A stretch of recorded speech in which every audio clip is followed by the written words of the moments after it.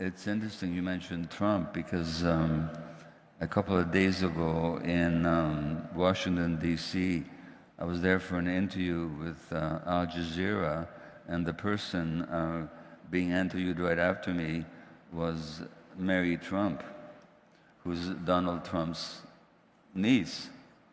And it's very interesting. I mean, she's documented the incredible trauma in that family.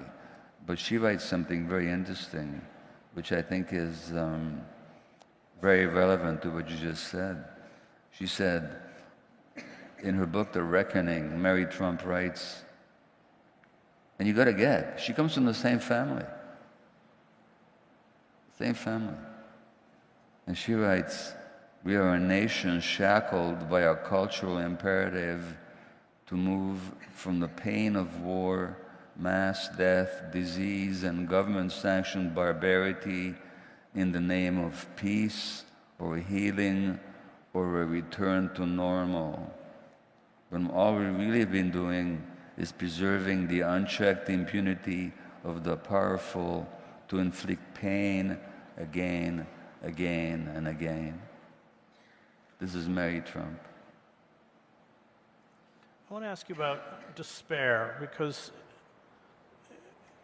I think for all of us who've spent 7 years in and out of Gaza, and you were right, I think, in your speech to cite that sense of futility that we all feel, despite all of the energy many of us in this room put in to battling this genocide. I know I find a kind of solace, having been raised in a religious household, that we're not finally judged by what we empirically achieve, but what we strive to achieve. But despair is something you know a lot more about than I do, and I'm sure there's many like me in this room who struggle with it daily. Well, I feel despair all the time. Not all the time, but frequently.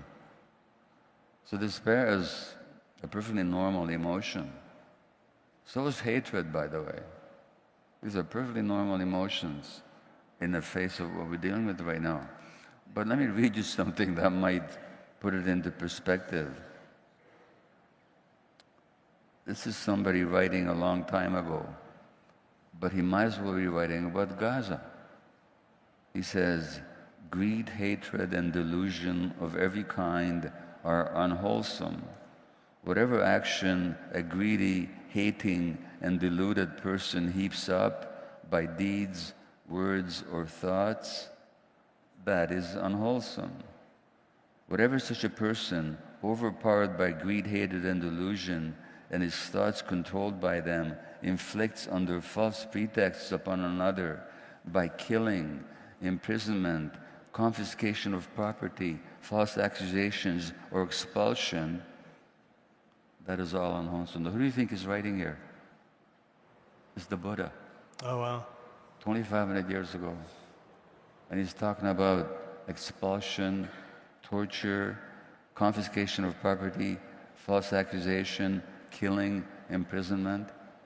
The Buddha, 2,500 years ago. Why am I saying this?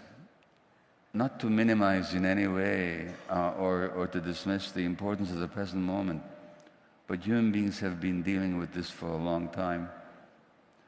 And what is actually amazing and what is to be celebrated, this is my antidote to despair, such as it is. What is to be celebrated is that in the face of thousands of years of that kind of history, people still love the truth. People still love liberation. People still love freedom. People are still committed to justice. People are still outraged when they see these patterns arise and ours and over again, so that in addition to the despair, there's that real humanity that has never been extirpated and never will be. And that's my, for what it's worth, that's my antidote to despair. this is a long-term story, and we can all make a contribution. And I think the response to despair, for God's sakes, do something, however little, however limited, but do it. Because it's the absence of agency, lack of activity, lack of engagement that really engenders despair. Yeah.